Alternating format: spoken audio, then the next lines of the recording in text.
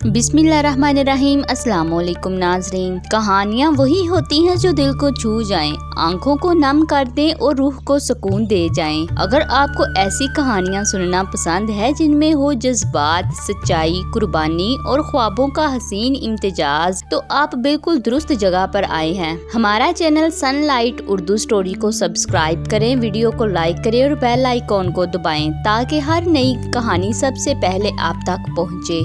तो चलिए चलते हैं आज की खूबसूरत मगर दिल को छू लेने वाली कहानी की तरफ। एक लकड़हारे की बेटी, एक जंगल और किस्मत का हैरत अंगेज खेल। पहाड़ों के दामन में एक बसा छोटा सा गांव, जहां ना शहर की चौका चांद थी, ना महल के ख्वाब, बस कुदरत का सुकून, खामोशी की गूंज और ठंडी हवाओं की सरगोशियां थी। इसी गांव के किनारे पर एक बुसीदा सी झोंपड़ी में एक गरीब लकड़हारा बाबा हाशिम अपनी इकलौती बेटी जरी के साथ रहता था। बाबा हाशिम की जिंदगी सख्त मेहनत से अबारत थी। वो दिन भर जंगल में जाकर लकड़ियां काटता और शहर में बेचकर 2 वक्त की रोटी का बंदोबस्त करता, मगर अब इसके हाथ कांपते थे, कमर झुक चुकी थी और सांसें बार बार थमती थी। ऐसे में जरी ने अपने बाप की जगह लेना शुरू कर दी। जरी जो माँ की शफकत से बचपन में ही महरूम हो गई थी, वक्त से पहले बड़ी हो गई थी। उसने चूल्हा भी संभाला, घर भी और जंगल भी। सुबह सुबह जब सूरज की पहली किरण पहाड़ों से झांकती तो जरी लकड़ी की टोकरी अपने सर पर रख कर जंगल की राह ले लेती।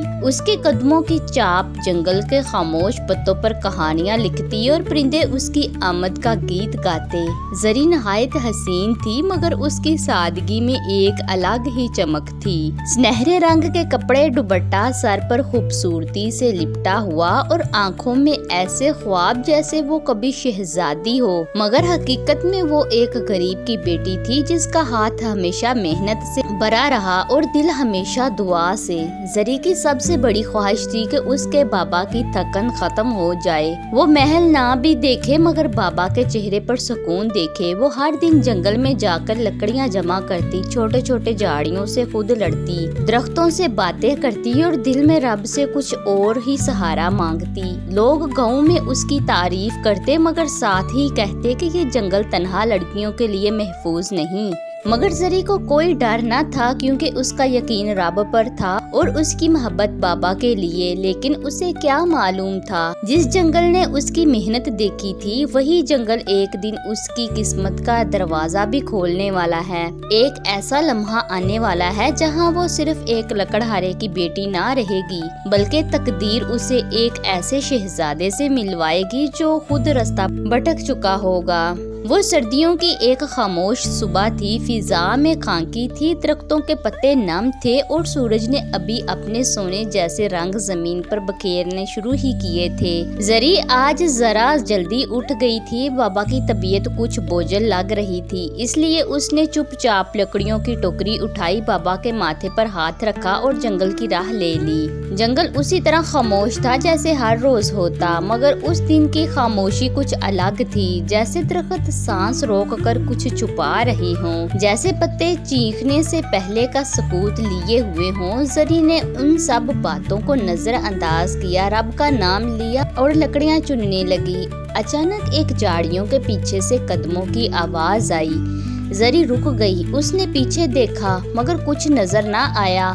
उसके हाथ थोड़े कांपने लगे, मगर उसने खुद को हौसला दिया, बस कोई जानवर होगा, मैं रोज आती हूँ, कुछ नहीं होता।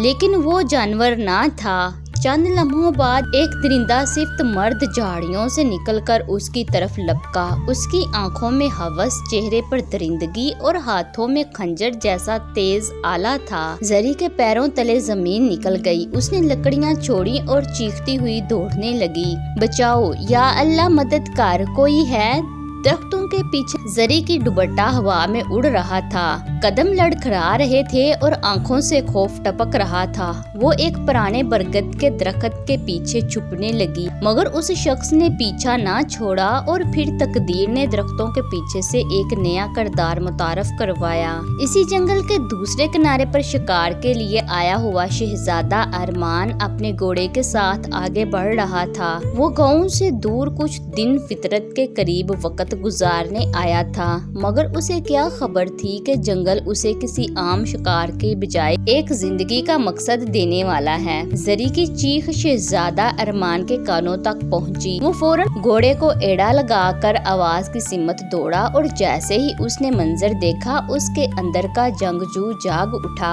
شہزادے نے ایک لمحے بھی ضائع کیے بغیر تیز کمان سنبھالا اور نشانہ باندھ کر حملہ آور کے قریب ایک تیر داغا۔ تیر اس آدمی کے ہاتھ کو چیرتا ہوا گزرا اور وہ درد سے چیختا ہوا بھاگ نکلا۔ شہزادہ گھوڑے سے اترا اور زری کی طرف بڑھا۔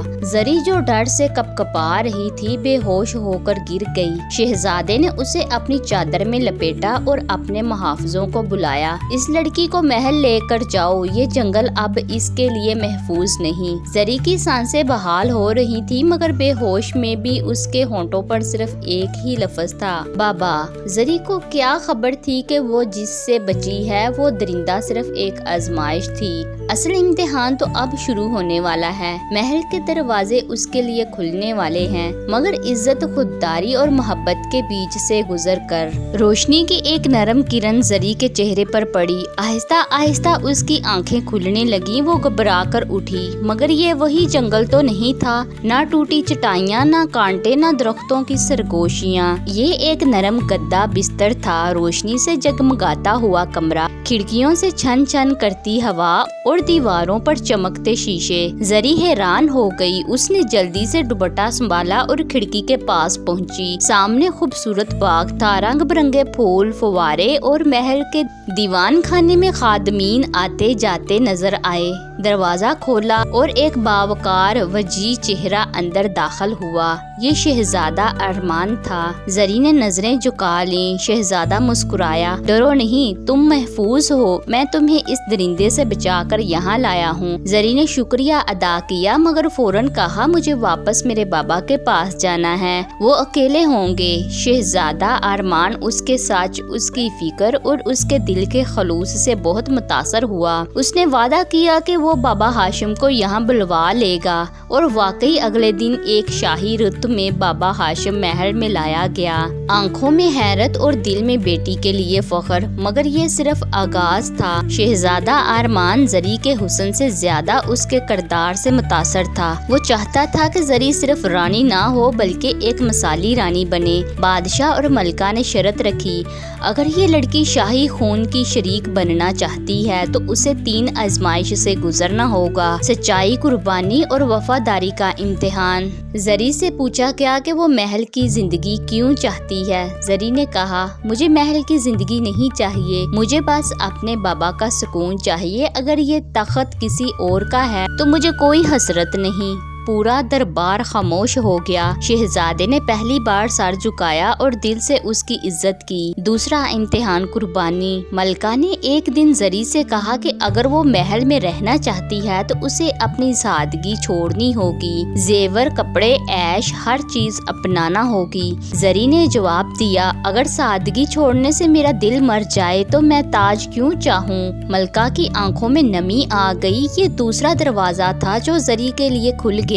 تیسرا امتحان، وفاداری۔ محل کے ایک خادم نے زری پر جھوٹا الزام لگا دیا کہ اس نے شاہی کمرے سے قیمتی ہار چرا لیا۔ زری خاموش رہی، اپنے دفاع میں کچھ نہ کہا کیونکہ وہ جانتی تھی کہ سچ خود بولے گا۔ شہزادہ ارمان نے خفیہ طور پر تحقیق کروائی اور جب سچ سامنے آیا تو زری کی وفاداری محل کے ستونوں پر کند ہو گئی۔ کچھ دنوں بعد شاہی دربار میں اعلان ہوا کہ شہزادہ ارمان کی منگنی زری بنت ہاشم اب اس سلطنت کی رانی قرار دی جاتی ہے۔ زری نے تاج سروں پر نہیں دلوں پر پہنا۔ محل میں رہتے ہوئے اس نے بابا ہاشم کو اپنے ساتھ رکھا اور ہر غریب کے لیے دروازے کھولے اور سلطنت کی وہ رانی بنی جس کی مثالیں دی جانے لگی۔ اور شہزادہ ارمان، اس نے اپنی محبت کا راز سب کے سامنے یہ کہہ کر کھولا، مجھے زری کے حسن سے نہیں اس کی دعاؤں سے محبت ہوئی تھی۔ اگر آپ کو زری کی یہ سچی، پاکیزہ اور دل کو چھو لینے والی کہانی پسند آئے تو ویڈیو کو لائک کریں اور چینل کو سبسکرائب کریں تاکہ ایسی ہی اور روح کو جگا دینے والی کہانیاں آپ تک باقاعدگی سے پہنچتی رہیں،